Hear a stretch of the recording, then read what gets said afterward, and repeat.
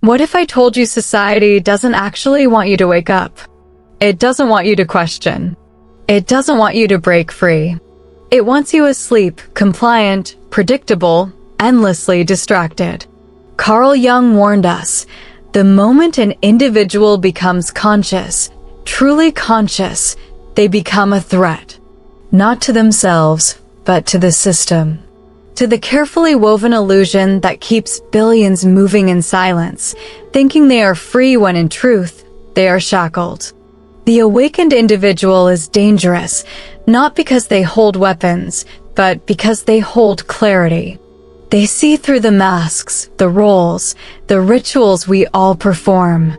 They expose the cracks in the grand performance. And that is intolerable. History proves it. Every visionary, every prophet, every radical thinker resisted, ridiculed, silenced, or worse. Society doesn't punish them because they are wrong. It punishes them because they are right. Because their presence alone forces others to confront the prison walls they pretend not to see. And here's the deepest truth Jung hinted at. Awakening is not comfortable. It is fire. And fire burns. Most people will choose the dark, rather than face the blaze of reality. To understand why society resists the awakened individual, we first need to understand who that individual really is. Jung called this process individuation, the journey of becoming whole, of uniting the conscious with the unconscious, of meeting the self beyond the masks we wear. It is not a comfortable path. It is not glamorous. And it certainly is not safe. But it is real. The awakened individual is someone who has dared to confront the truth about themselves first. Not the flattering version. Not the curated persona. But the full, terrifying complexity of who they are, their shadow, their fears, their unhealed wounds, and their hidden potential. They are not perfect. They are not pure. They are human in the deepest sense, someone who has stopped lying to themselves. Jung believed most people spend their lives playing roles: child, worker, patriot, believer, consumer. These roles are necessary to keep society organized, but they come at a cost. They bury the self. We wear masks, what Jung called the persona, and mistake it for our identity. But the awakened individual tears through the mask. They see that their job title, their social status, their tribe, even their belief system, these are not who they truly are. They are costumes, temporary roles in a much larger play. Imagine walking through a crowded street and realizing that nearly everyone is acting. They don't know they are acting, but they are. They repeat phrases fed to them by culture, media, tradition. They dream dreams planted in them by advertising and expectation. They follow scripts written long before they were born. And then imagine being the one person who suddenly sees the strings. This is what awakening feels like. It is both liberation and alienation. Liberation because you are no longer chained to the false self. Alienation because you suddenly stand apart from the crowd. Jung often spoke of the loneliness of awakening. He said, "The privilege of a lifetime is to become who you truly are." But notice the word privilege. It is not guaranteed. It must be earned through suffering, through confrontation with inner chaos. And when you do earn it, the prize is not applause. The prize is solitude. Because now you no longer belong fully to the collective. The awakened individual carries a strange aura. They are not easily manipulated by fear. They are not seduced by empty promises. They cannot be bribed with approval because they no longer need approval to validate their existence. They stand rooted in their own being. And that is unsettling to a society that depends on obedience, conformity, and constant distraction. Think of figures like Socrates, who asked questions so dangerous he was sentenced to death. Or Jesus, who tore through the illusions of religious dogma and paid with crucifixion. Or modern visionaries, activists, and thinkers who are mocked, silenced, or cancelled because they refuse to play by the rules of mass illusion. What unites them is not power over others, but power over themselves. They are awake. And here lies the paradox. The awakened individual is often mistaken for arrogant, rebellious, or even insane. But in truth, they are simply authentic. Jung insisted that the real mark of awakening is not superiority, it is wholeness. The awakened individual has embraced both their light and their shadow. They are not pretending to be saints. They are not trapped in self-denial. They are whole, and wholeness radiates a kind of quiet power that society cannot control. But this authenticity, this wholeness, comes with a cost. Because the awakened person's very presence becomes a mirror. When others look at them, they see what they themselves are not. They feel the dissonance between their own sleepwalking existence and the vitality of someone who has awakened. And this comparison breeds resistance. People would rather attack the awakened individual than confront their own inner emptiness. So, what is the nature of the awakened individual? It is someone who dares to see, to feel, to live without masks. Someone who has chosen the narrow path of individuation over the wide road of conformity. Someone who carries the fire of consciousness even when the world demands darkness. And that fire, once lit, cannot be extinguished. But it will always be resisted. Because to meet an awakened soul is to be challenged to awaken yourself. If the awakened individual embodies truth, wholeness, and authenticity, why would society not embrace them? Shouldn't people be grateful for the light they bring? Jung's answer was clear, because truth destabilizes. Because authenticity threatens the order of the collective. And because nothing terrifies society more than the unknown. Most people live within structures that make life predictable. Laws, traditions, religions, politics, and cultural norms all serve one purpose: to reduce uncertainty. They provide a sense of order, a shared reality, even if that reality is partly illusion. Jung warned that humans cling to these illusions because they protect us from the abyss, the terrifying chaos of existence. The awakened individual doesn't just see beyond these illusions, they step outside of them. And that act alone unsettles the group.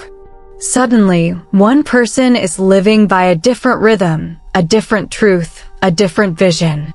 To the collective, this feels like danger. If one person can escape the script, what stops others from following? If too many wake up, the entire play collapses. Think about it. Society teaches us from birth how to behave, what to believe, who to trust, what success means, what failure means. These rules are handed down as absolutes. But the awakened soul questions them. They ask, why do we worship money? Why do we divide ourselves by race, nation, or creed? Why do we work ourselves to death for hollow symbols of status? Such questions shake the foundations. They shine light on the cracks. And most people would rather attack the questioner than face the uncomfortable answers. Jung described this as the fear of the unconscious. The unknown is not just out there in the world, it is within us. Each person carries unacknowledged fears, desires, and shadows. The awakened individual, by confronting their own unconscious, becomes a walking reminder that others have not done the same. They embody the work most people avoid, and avoidance turns to resentment. This is why visionaries are so often branded dangerous, heretical, or insane. They remind us of what we are too afraid to see. They show us that the ground beneath our feet is not solid, that the things we cling to for safety are fragile constructions. Society fears collapse. And it fears the collapse of meaning most of all. Jung gave us a striking image. He said the collective unconscious is like a vast ocean, while most people cling to the shoreline of tradition and routine. The awakened person swims into the deep. They return with treasures, insights, wisdom, creativity. But to the ones on the shore, their journey looks like madness. Why would anyone leave the safety of the land? The collective does not understand that the land itself is an illusion, that it can erode at any time. So society resists the awakened individual through subtle and brutal means. Subtle means mockery, gossip, exclusion. Brutal means imprisonment, censorship, even execution. Because when society feels its order is threatened, it reacts like an immune system fighting off an infection. The awakened individual is seen as a virus, a danger to the body of the collective. But Jung would argue the opposite. The awakened soul is not a virus. They are the medicine. They bring healing by confronting illusions. They bring renewal by exposing decay. They are resisted not because they are poison, but because they are cure, and cures are painful. Think of Galileo, silenced for saying the earth revolved around the sun. Or Martin Luther King Jr., assassinated for daring to dream of justice. Or countless thinkers and mystics throughout history, branded as mad because they stepped beyond the accepted frame of reality. Every one of them encountered the same resistance, not because they were wrong, but because they carried the unknown into the light. The unknown terrifies society. But it is also where growth comes from. The awakened individual is a reminder that to truly evolve, we must walk into the dark, confront what we fear, and accept that the ground we thought was solid may crumble beneath us. And so society resists, not because the awakened soul is dangerous, but because they reveal that safety was always an illusion. From the beginning of time, every society has told the same story, the tale of the outsider. The one who doesn't fit, who refuses to play along, who questions what others accept as absolute truth. Jung understood this figure deeply.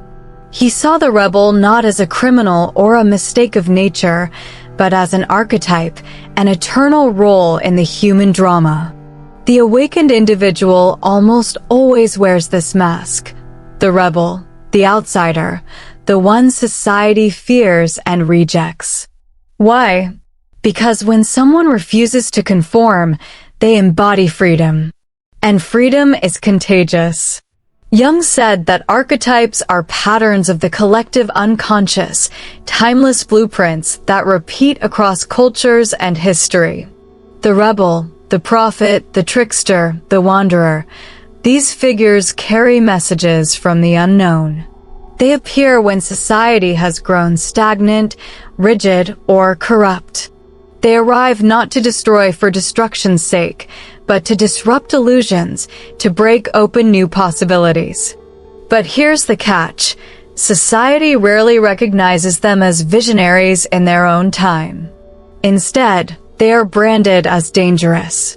Look at Prometheus in Greek myth. He stole fire from the gods and gave it to humanity.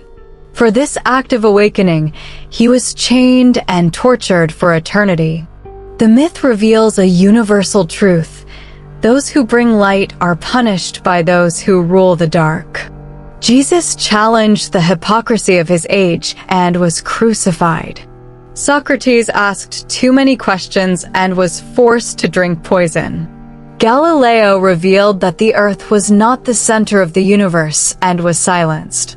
Jung would say all of these figures represent the same archetype, the awakened rebel who sees beyond the veil and suffers for it. But the rebel is not always grand or dramatic.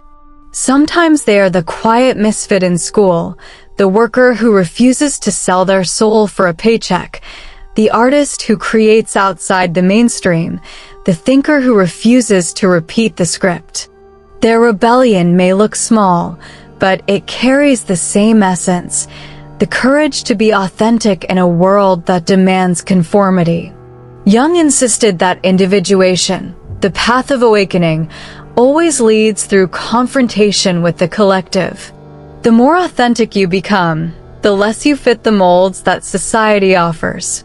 The more awake you are, the more you resemble the archetype of the outsider. And society has always had ways of dealing with outsiders: exile, ridicule, or forced assimilation.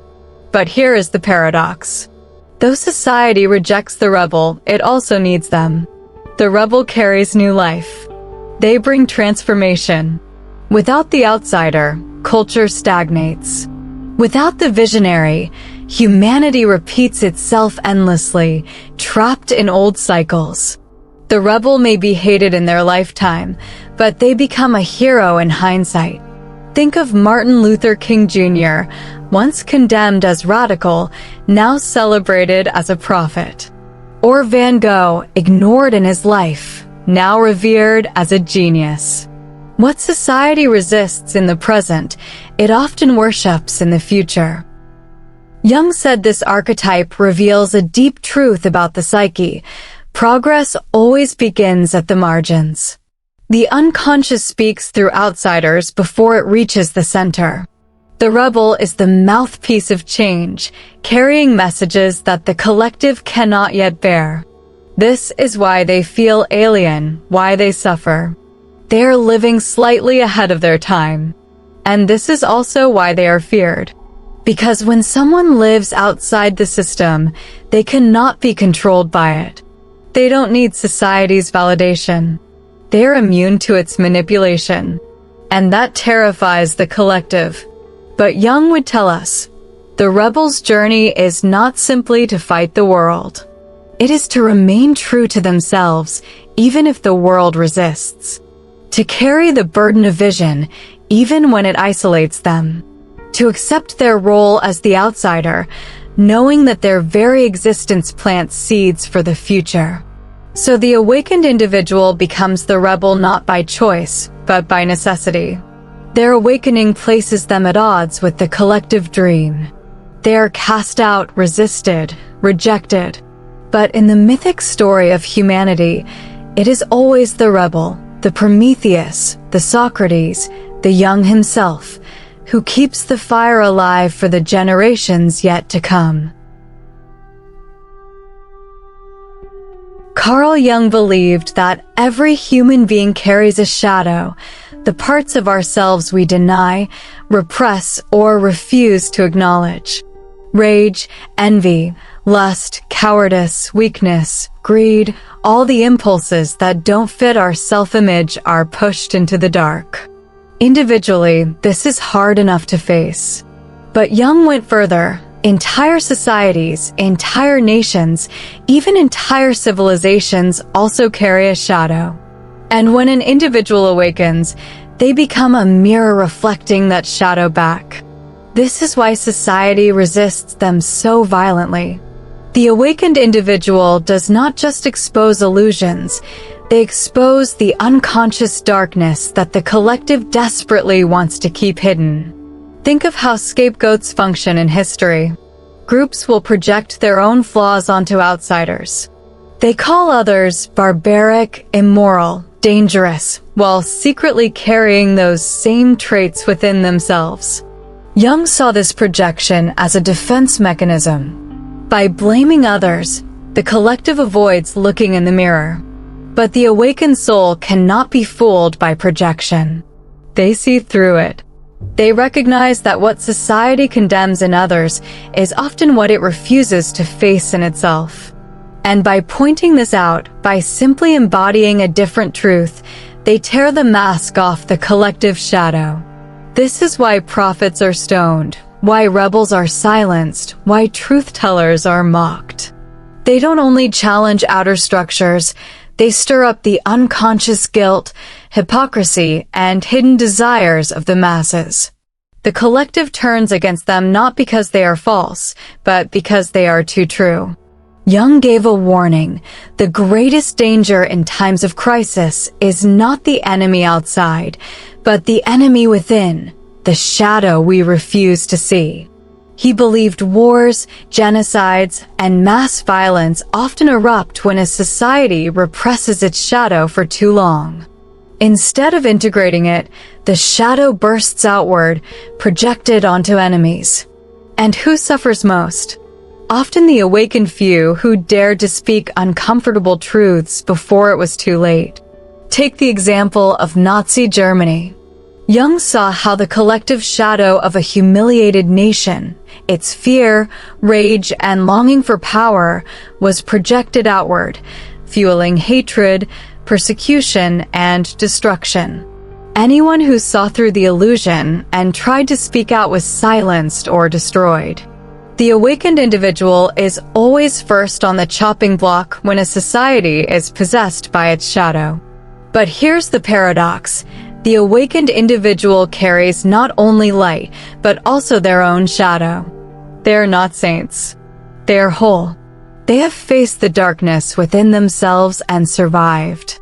This is precisely what makes them dangerous, because they cannot be blackmailed by their own unconscious. They are not perfect, but they are integrated. And that integration exposes how fragmented the collective truly is. The collective shadow also explains why people feel personally attacked by the awakened soul. When someone lives authentically, their presence exposes the lies others live by. They awaken envy in the conformist, guilt in the hypocrite, fear in the coward. People resist not the individual, but the parts of themselves that individual awakens. This is why Jung emphasized that the path of individuation is a lonely one. To carry your own shadow, to face it and integrate it, means you can no longer participate in the mass denial. You cannot unsee what you've seen. And this makes you both free and dangerous. But here's the hidden gift. While society projects, denies, and attacks, the awakened soul stands as proof that another way is possible. By integrating their own shadow, they offer humanity a model for healing its collective wounds. This is why every true visionary, though resisted in life, becomes a source of renewal in death. Their shadow work becomes a map for others. So why does society resist the awakened individual? Because awakening means confrontation, not only with illusions, but with the dark, hidden, repressed truths of the human psyche. And most people would rather kill the messenger than face the message. The awakened soul doesn't just carry light. They carry the shadow too. And in a world addicted to denial, that makes them the most dangerous person alive. If society resists the awakened individual, why awaken at all? If the path leads to ridicule, exile, even destruction, why not stay asleep with the rest of the world? Jung gave us the answer, because awakening is not just about you. Consciousness is contagious. The awakened individual may be resisted, but they also plant seeds. One person who sees clearly inspires another to question, another to reflect, another to step outside the collective illusion. Awakening spreads, not like fire raging out of control, but like sparks lighting lamps one by one. And history shows that it only takes a few brave souls to shift the direction of humanity. Think about it. Every great movement, every revolution of thought or spirit began with a handful of awakened individuals. Abolitionists, suffragettes, reformers, mystics, scientists, most were mocked in their own time. But their courage to stand against the collective dream created ripples that outlived them. Jung believed the awakened soul is humanity's bridge to the future. The rebel, the visionary, the outsider, they are not accidents. They appear because the collective unconscious demands evolution. They are the pressure valves through which new truth enters the world. Society resists them, yes, but society also needs them. This is the paradox we must grasp. The very resistance the awakened individual faces is proof of their importance. If their presence were meaningless, they would be ignored. But they are not ignored, they are fought, ridiculed, silenced. Why? Because they carry something that cannot be controlled. And the system always fears what it cannot control. Jung said, "The world will ask you who you are, and if you do not know, the world will tell you." Awakening is the refusal to let the world define you. It is the courage to live from the self, not the mask. And when you do, you give silent permission for others to do the same. This is why awakening spreads. Not through lectures, not through debates, but through presence. Through authenticity. When someone stands rooted in their being, immune to manipulation, they radiate freedom. And freedom is irresistible. But here is the warning. The road is not easy. Awakening will isolate you. It will make you strange in the eyes of others. It will attract envy, resistance, and misunderstanding. Yet it will also attract the seekers, the ones who sense that the dream they live in is not the whole story. For them, you become a beacon, proof that another life is possible. So why does society resist the awakened individual? Because every system of control, political, economic, cultural, depends on sleep. But why must we awaken anyway? Because humanity cannot evolve without it. Without those who dare to step out of the dream becomes a nightmare. Without rebels, prophets, visionaries, outsiders, humanity decays. The awakened individual is resisted because they are a threat. But they are also humanity's only hope. And here's the secret. If you are watching this and it resonates, it might mean you are already on that path. You are not alone. Others have walked it before. Others are walking it now. And though society may resist, though the collective may push back, the truth is unstoppable. Awakening spreads. Consciousness cannot be silenced forever. Remember this. Every time someone resists you, mocks you, or doubts you, it is a sign that your light is being felt. The fire burns, yes, but it also warms, heals, and illuminates. And in a world of shadows, that fire is everything. So maybe the question is not, why does society resist the awakened individual? Maybe the real question is, are you ready to be one? Because once you awaken, you don't just change yourself. You change the world. Fire, if this message hit you, don't let it stop here. Share it. Let it spread. And if you want to keep diving deeper into truth, light, and Jung's wisdom, hit like, subscribe, and join this journey. Because together, spark by spark, we awaken the world.